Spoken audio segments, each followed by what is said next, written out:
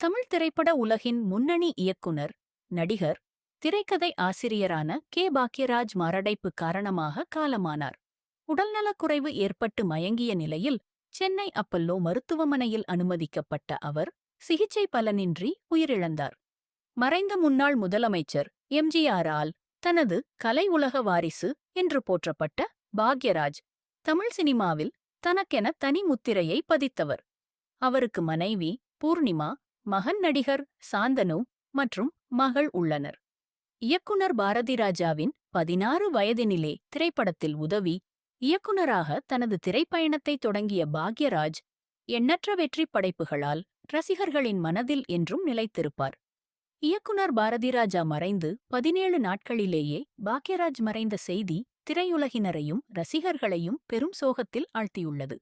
அவரது ஆன்மா சாந்தியடைய இறைவனை பிரார்த்திக்கிறோம்.